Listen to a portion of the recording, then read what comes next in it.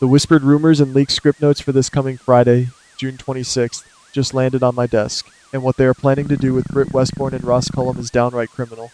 If you thought you knew exactly where the storyline was heading, prepare to have the rug pulled completely out from under you. Let us start by heading down to the humid, suffocating atmosphere of the British Virgin Islands, where the tension is thick enough to cut with a machete. For days, we have watched Lulu Spencer and Dante Falconeri frantically track down their son, Rocco, fully believing that Britt Westbourne had completely lost her mind and kidnapped the boy in a desperate, illness-induced frenzy. When they finally kick down the door and corner Britt in that secluded, rundown hideout, the stage is set for a classic, heartbreaking soap opera showdown. Lulu's operating on pure, unadulterated maternal instinct, ready to tear Britt apart limb from limb to get her son back. Dante, ever the protective father and seasoned detective, has his guard up, his weapon drawn, and is fully prepared to slap the cuffs on Britt without a second thought. But, ladies, if you ask me, this is exactly where the first massive domino falls, setting off a chain reaction that will change the fabric of their lives forever. Just when Dante and Lulu think they have the absolute upper hand, Britt drops a bombshell that completely rewrites the narrative they have been sold. She did not kidnap Rocco. She has been fiercely protecting him. I can already hear the collective gasp from the audience.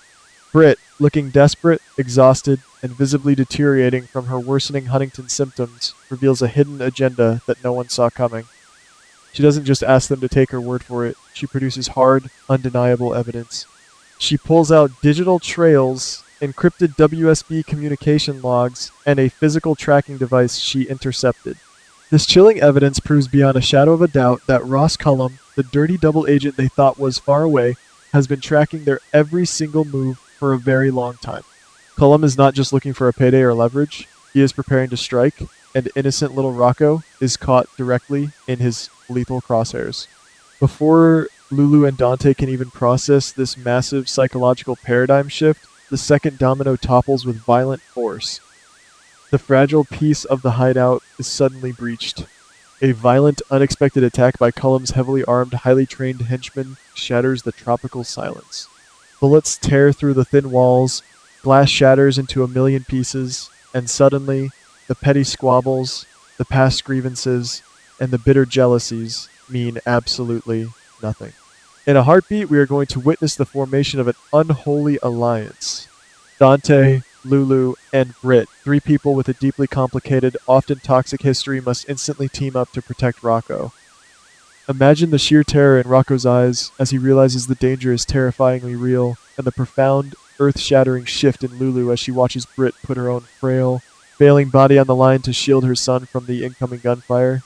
This intense, life-or-death shootout is the exact catalyst Lulu needs to finally see the unvarnished truth. The vicious cycle of doubting and hating Britt is broken in the chaotic heat of battle. Lulu realizes, with a crushing wave of guilt, that Britt was telling the truth all along. Britt sacrificed her own safety, her own dwindling time on this earth, and her own freedom to keep Rocco out of Cullum's clutches. But if you ask me, this raises a terrifying, overarching question. If Cullum is willing to send a highly trained hit squad to a remote island just to capture or eliminate a child and a sick woman, what is his ultimate endgame? What is the true scale of his manipulative scheme? And who else is on his radar? To answer that burning question, we must travel back to the dark, damp, and treacherous corridors of Windermere. While the chaotic gunfight unfolds in the Virgin Islands, Jocelyn Jax and Cassius Faison are fighting their own desperate, claustrophobic battle. According to the whispers I am hearing, this Friday, Jocelyn and Cassius will finally manage to outsmart their guards and break out of their stone cell. But breaking out of a locked room in a Cassadine fortress is only the beginning of their nightmare. As they navigate the labyrinth of Spoon Island, desperate to avoid detection by Cullum's remaining forces, they stumble upon a secret cache of documents, or perhaps overhear a secure phone call that is so shocking it threatens to burn Port Charles straight to the ground. While sneaking through the shadows of the castle, Jocelyn and Cassius uncover the terrifying truth about Cullum's master plan. He is not just focused on neutralizing Britt and Rocco to cover his tracks. His primary target, the man he absolutely must eliminate to clean up his catastrophic mess with the WSB, is none other than Jen Sidwell. Yes, ladies, the escaped, ruthless madman who has been terrorizing our legacy families, setting traps for Sonny and Laura, is actually on Cullum's immediate hit list. Cullum is planning a massive, coordinated assassination to wipe out Sidwell and completely erase all evidence of his own dirty, treasonous deeds. Now, let us put on our detective hats and dive deep into the dark history of these characters, because this is where the domino effect becomes truly lethal. Why is Cullum so absolutely desperate to kill a monster like Sidwell? Because of Marco? We all know the terrifying whispers about Marco, Sidwell's beloved late son. The theory swirling around the dark corners of the internet is that Cullum was the one who actually pulled the trigger on Marco, or at the very least, orchestrated his brutal death to advance his own WSB career. Cullum knows that Sidwell is a man driven by pure, unadulterated blood and vengeance. If Sidwell ever discovers that Cullum is responsible for his son's demise, Sidwell will not just kill Cullum, he will torture him, dismantle his entire operation piece by piece, and burn everyone connected to him alive. This massive revelation puts Jocelyn in an incredibly dangerous, impossible position. She is Carly's daughter, so she knows how to calculate risk, and she realizes instantly that if Cullum succeeds in killing Sidwell, Cullum becomes the undisputed, unchecked power in the WSB underworld. He will have total control.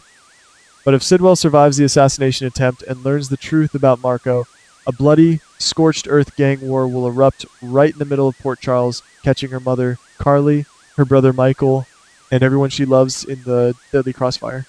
Jocelyn and Cassius are holding a ticking time bomb of information, and every single step they take in Windermere could trigger a fatal explosion that wipes out half the town.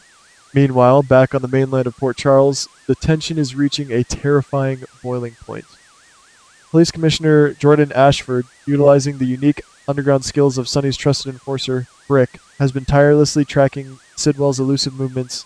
They are hunting a dangerous predator, fully expecting a massive shootout, but what they find is going to chill them to the absolute bone. They arrive at a secluded location expecting to corner Sidwell, but instead, they walk into the horrific aftermath of a bloody, brutal ambush. The scene is an absolute massacre, a chaotic display of violence and destruction that leaves even seasoned, battle-hardened veterans like Jordan and Brick completely stunned and speechless. When Jordan carefully surveys the carnage, a horrifying realization washes over her. This was not just a mob scuffle. This was a highly coordinated, military-grade strike executed by professionals. The domino effect of this discovery is massive and deeply unsettling. Jordan begins to suspect that Cullum is not the top of the food chain in this conspiracy.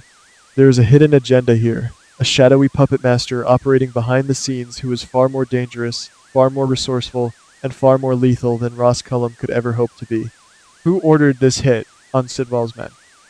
Who has the immense power and wealth to orchestrate such a bloodbath right under the nose of the PCPD and the WSB without leaving a single trace?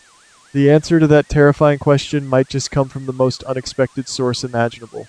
Over at the bustling PCPD, newcomer Detective Joe Fitzpatrick is about to drop a piece of information that will completely shatter the foundation of this entire storyline. Joe, who has been quietly digging into classified federal files and connecting the obscure dots that everyone else missed, reveals a truth so highly classified it could get them all executed for treason. Jen Sidwell is not just a rogue criminal, a random mobster, or a simple thorn in Sonny's side. He is a highly protected federal witness, and he has been under deep cover federal protection for years. Let that monumental revelation sink in for a moment, my friends. Sidwell is a critical federal asset.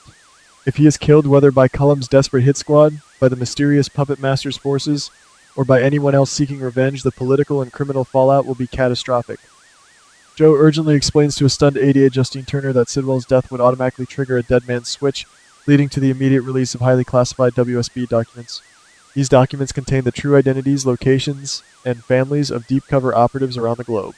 Specifically, it would expose the identity of a high-ranking, legendary WSB undercover agent who has been pulling strings for decades. The manipulative scheme that Cullum is running is not just about saving his own skin from Sidwell's wrath, it threatens global national security and the lives of dozens of innocent operatives. This is exactly where the fan speculation reaches an absolute fever pitch. If a high-ranking WSB agent's identity is about to be burned to the ground, who could it possibly be? And more importantly, who will the agency call in to clean up this apocalyptic mess before it is too late? If you ask me, this massive, tangled web of lies, murder, and espionage is paving the perfect runway for a monumental, earth-shattering return. Could this be the exact catastrophic crisis that forces Jason Morgan to step out of the shadows, clear his name regarding Cullum's shooting, and take control of the streets?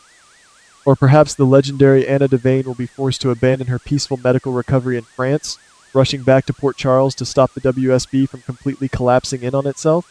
The dominoes are falling faster than we can even track them. Brit's desperate, heroic stand in the Virgin Islands exposes Cullum's sinister tracking operation. Cullum's ruthless attack forces an unholy alliance between Lulu, Dante, and Brit.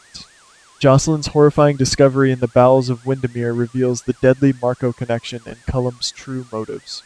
Jordan's gruesome find at the ambush site proves there is a much bigger, much darker villain at play. And Joe's bombshell elevates this entire conflict from a local mob dispute to a full-blown international espionage crisis. Every single legacy family in Port Charles, the Spencers, the Cassidines, the Corinthos clan, and the Quartermains, is about to be dragged, kicking and screaming, into a war they are entirely unprepared for. Think about the deeply tragic irony of it all. Britt Westbourne, a woman who has spent her entire life making questionable choices, manipulating others, and fighting her own dark demons, is now the only thing standing between a precious, innocent child and a ruthless WSB assassin. She is fighting a terrifying, ticking clock in her own failing body while literally dodging bullets from Cullum's men. If she doesn't survive this brutal shootout on the island, the suffocating guilt that will consume Lulu and Dante will be a heavy, unbearable burden to bear. The vicious cycle of regret will haunt them forever, knowing they hunted her like a rabid criminal when she was, in reality, their family's greatest savior. As we brace ourselves for this monumental, game-changing Friday episode, the stakes have literally never been higher in the history of this show.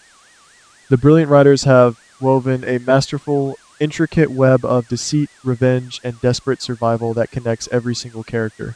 Cullum is playing a highly dangerous game of chess, but he might just be a pawn in someone else's much larger, much deadlier game. If Sidwell falls, the entire WSB infrastructure falls with him.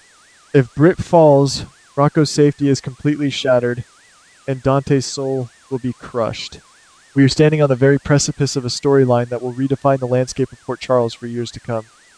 The dark secrets are spilling out into the light, the guns are drawn and loaded, and our beloved legacy families are completely unaware of the massive Category 5 storm heading straight for their front doors. With Sidwell's shocking status as a federal witness hanging precariously in the balance, and Cullum desperate to bury the bloody truth about Marco forever, who will be the first to pull the trigger and send the entire town spiraling into total, irreversible devastation?